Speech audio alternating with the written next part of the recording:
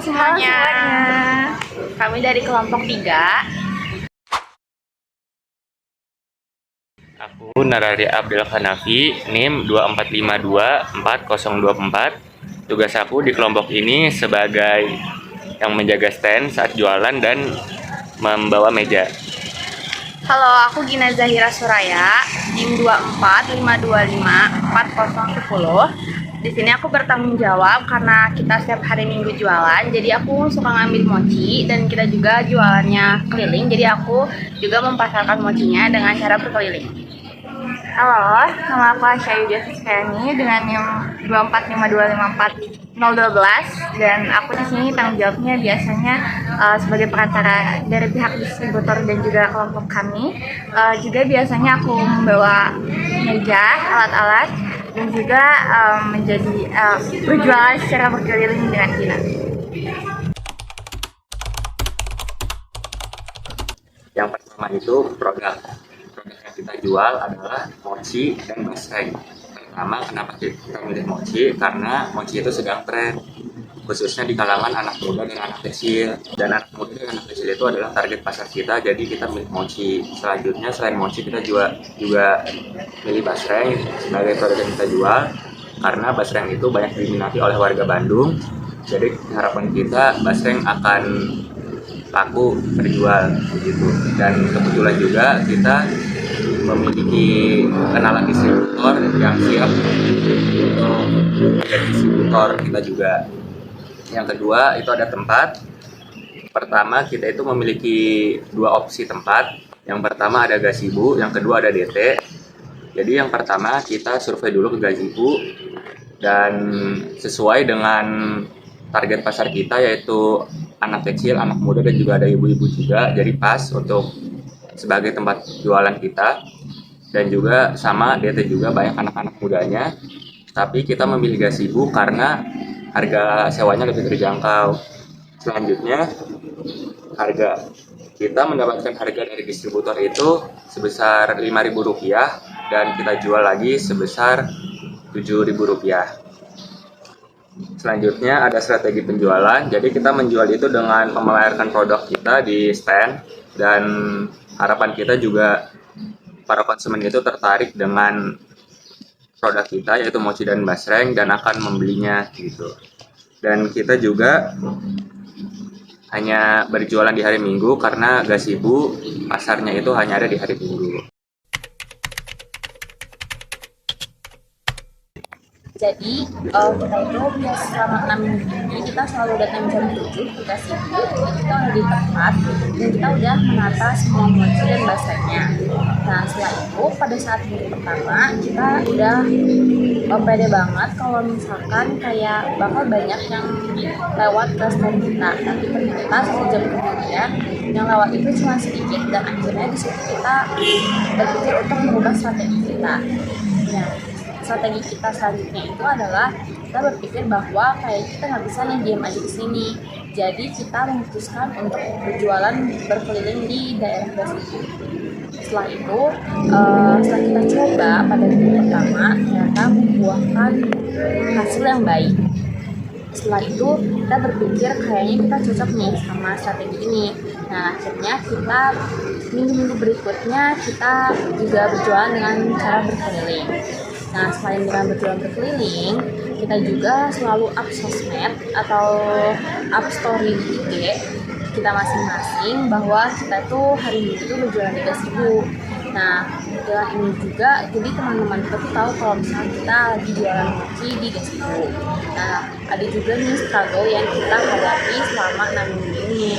Yang pertama itu mochi kita kan karena kita berkeliling dan kita selalu terkena matahari, jadi mochi kita itu udah meleleh dan kita tuh harus berpikir gimana caranya mochi kita itu udah meleleh.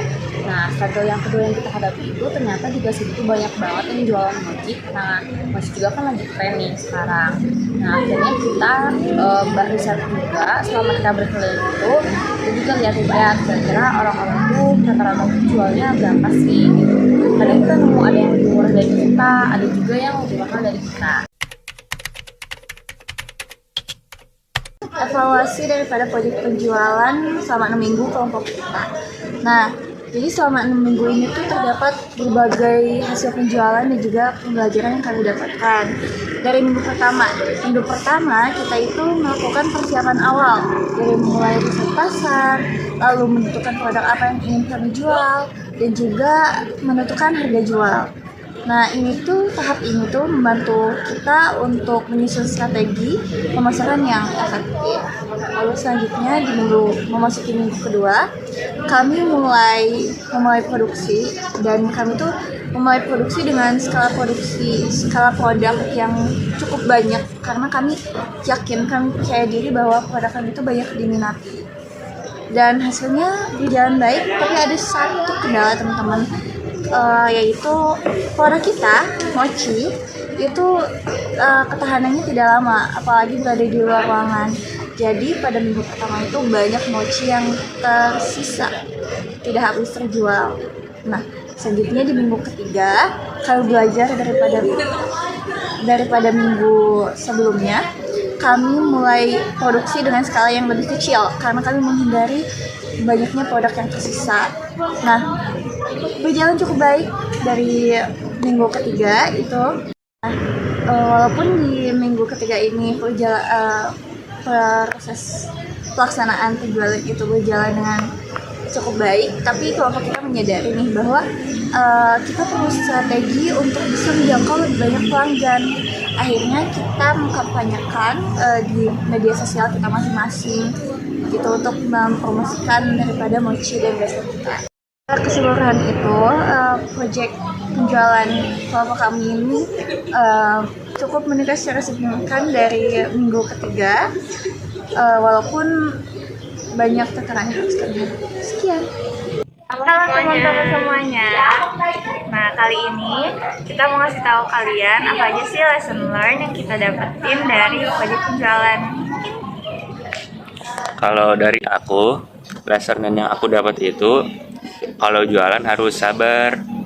Jadi kita harus mempersiapkannya dengan maksimal, dari modal, strategi, dan juga kalau misalnya ada masalah, kita juga harus bisa memutar otak dengan cepat, dan juga kita harus membangun relasi dengan konsumen dan para penjual yang lain biar kita itu bisa terus berkembang lah jualannya gitu.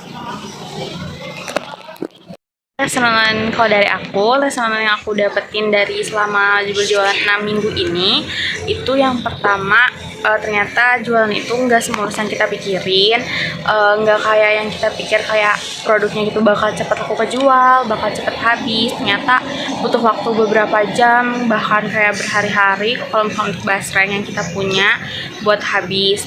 Dan juga karena kita jualannya itu berkelompok, kita tuh belajar buat saling koordinasi bareng-bareng, buat komunikasi, saling kerja sama lain. Nah, kalau untuk aku, lesson learn yang aku dapetin tuh yang pertama bahwa evaluasi penjualan tuh penting banget, karena bisa dari evaluasi itu tuh kita tuh jadi bisa tahu nih mana aja daripada strategi kita yang harus diperbaiki ataupun ditingkatkan. Lalu juga evaluasi penjualan tuh bisa membantu kita untuk mengambil keputusan ke depannya agar menjaga momentum penjualan ini. Lalu yang kedua tuh, aku sekarang ngerti banget kenapa banyak perusahaan di luar sana yang meminta bantuan kepada influencer seperti yang sering kita lihat di Instagram ataupun TikTok dan lain sebagainya, karena ternyata itu efektif banget untuk menjangkau pasar gitu, atau menarik pelanggan lebih luas lagi. Thank you, Elmar. Go!